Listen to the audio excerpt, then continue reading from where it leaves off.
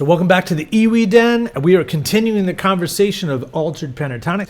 It's going to be a big day. This is probably going to be a long video. I will try to be clear, concise, and really make this understandable if I can. So remember, you can pause and think about things, write things down, and play things and practice them to make it get clearer. Today, three things we're going to do. First of all, we're going to add the final pentatonic scale that I personally use to our vocabulary building routine, but we're actually going to add it at 2 spots. So it's going to look like I use 6, but I'm going to explain like a traditional way of viewing this scale and then the way I kind of see this scale, and then you can choose which one, or you can do both. It doesn't really matter. It wouldn't take that much time, extra time to do both.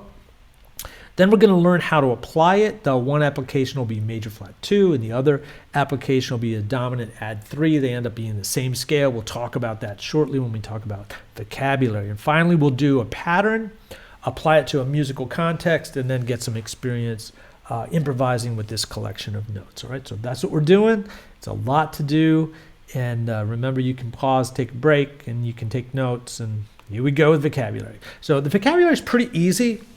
I just take we're going to spell a major flat 2 pentatonic scale. So, well, it's kind of, you do exactly what it says. You take a major scale, a major pentatonic scale, which is C, D, E, G, A, and we're just going to flat the 2, so the D becomes a D flat. You could think of it as C sharp, it wouldn't matter. Well, I learned the scale and started using it because I really wanted some weapons inside the diminished arsenal. And what happened is I started playing this scale, and I would play this C major flat 2 pentatonic, and at the end of it I'd resolve down to an A like this.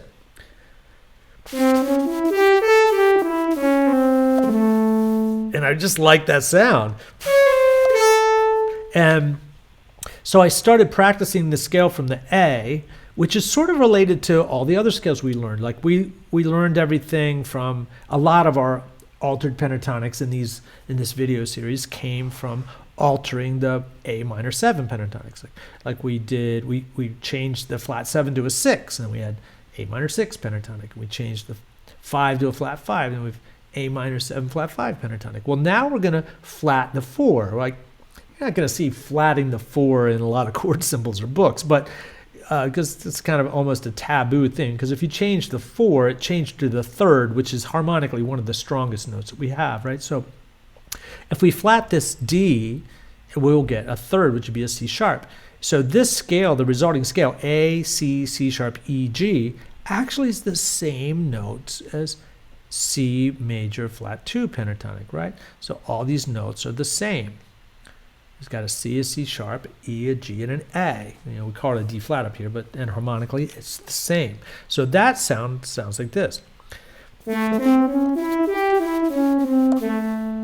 And it looks to me like a dominant chord, A, C sharp, E, G, and you're decorating the 3rd with a flat 3rd. So it's like you're adding a flat 3rd to the dominant chord.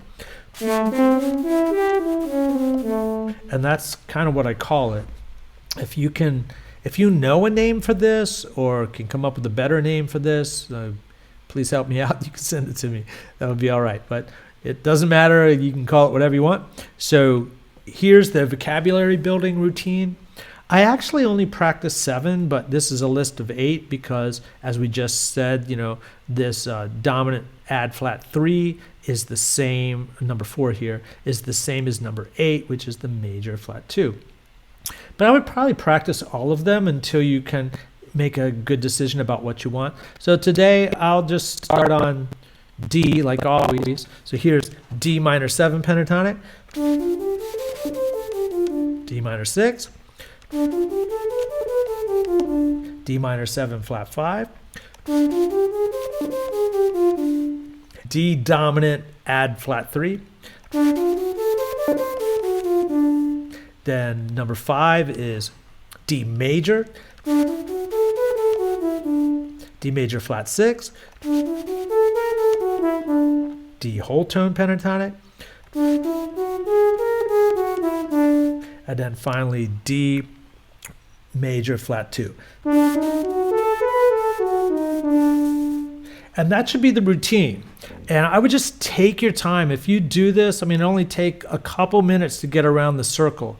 And the first week, it's going to be awkward. It's going to take some time. The second week, probably take you half as much time. Third week, you probably play multiple octaves and start putting on the metronome. Fourth week, you're just going to start to know what the scales are. So in a short amount of time, you can get this amount of vocabulary into your fingers and into your mind. And then it takes a little longer to get it into your ears and into your improvisation. But I think this texture is worth the pursuit. So good luck with that. And we are moving on to application.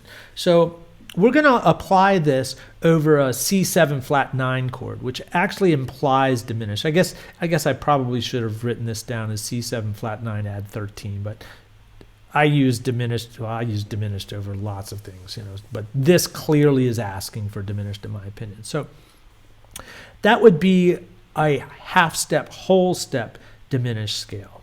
I use both of them. There's no argument in my mind between which one you should use, half step, whole step, or whole step, half step. I use them both in different situations and get different results, and I love using them both. So this is our first time in a video that I've talked about my application of half step, whole step diminished, but I will do a series on that. Half step, whole step, half step, whole step, half step, whole step, half step, whole step. That's the construction of the scale. So it ends up being C, D flat, E, F sharp, G, A, B flat, C.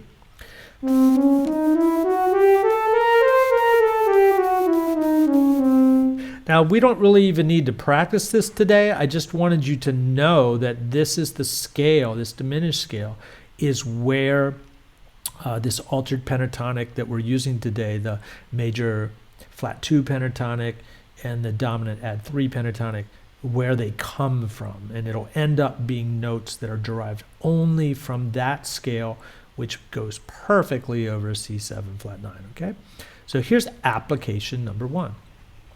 So if we have a C7 flat 9 chord, right, we can build C major flat 2 right off the root, right? So we can just play C, D flat, E, G, A. And you can see here that every one of those notes is in the C diminished scale, half step, whole step, diminished scale. So let's look at application number 2. Well, if we have C7 flat 9, we could build the major flat 2 pentatonic off the flat 3. And once again, E flat, E, G, B flat, C, all these notes are members of the diminished scale.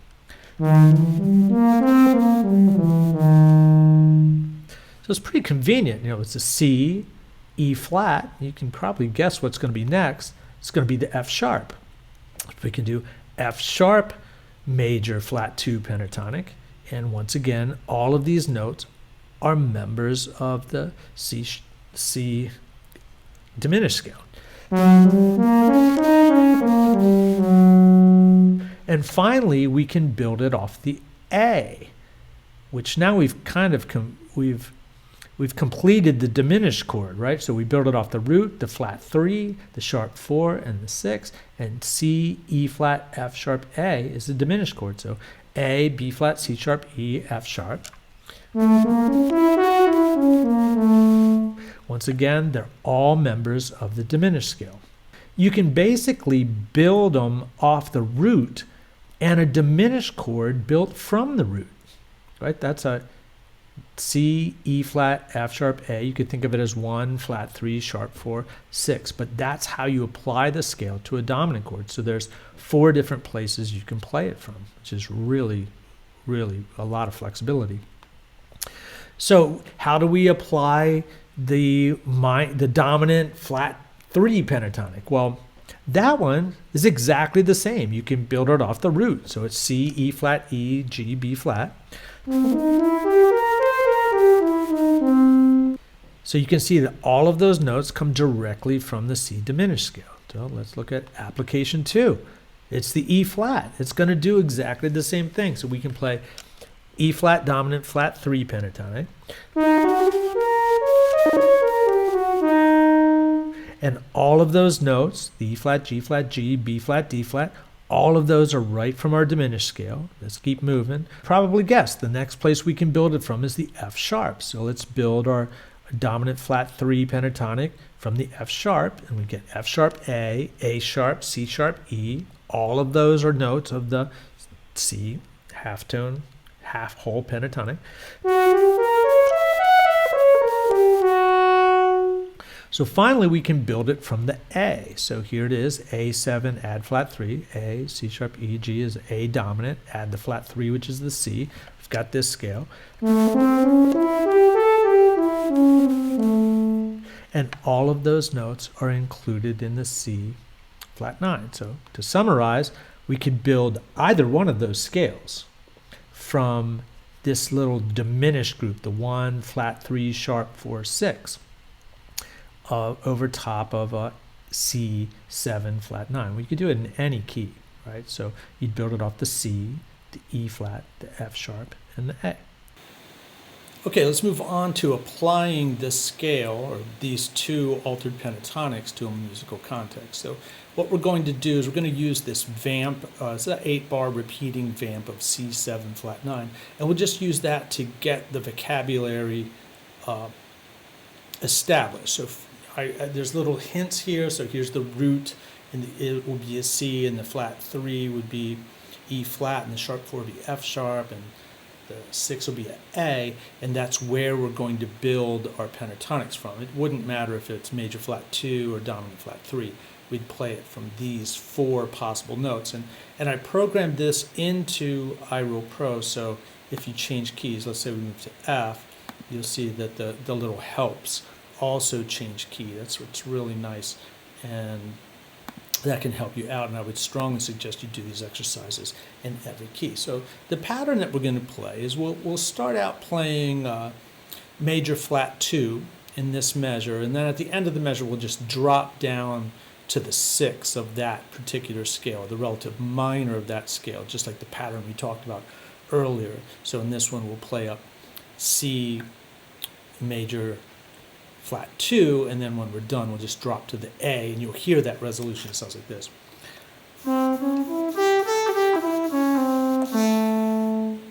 And you could just play the dominant flat 3 from that A, and it would be the notes that you just played, but we just talked about that, right? So what we're going to do, let's spell each one of these. So the C is going to be C, D flat, E, G, A, and then when we get back down we'll drop to the A, and then the E flat will be E flat, E, G, B flat, C, and when we're finished we will drop to the C.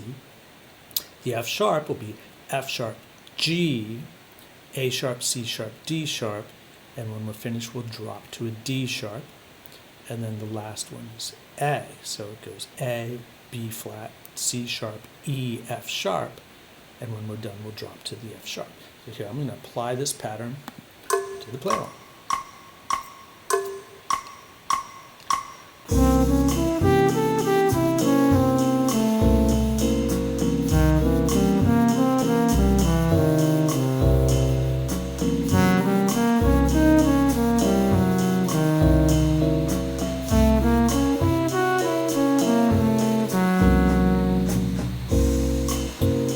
So after that's comfortable, then we're going to move on to a second chord progression. And this one is really just a 2-bar 5-chord, flat 9, resolving to a 1. So over the 1, you could play F major, you could play F major pentatonic, you could play E minor pentatonic. It doesn't really matter. Whatever you know to use to resolve over the F is going to be good.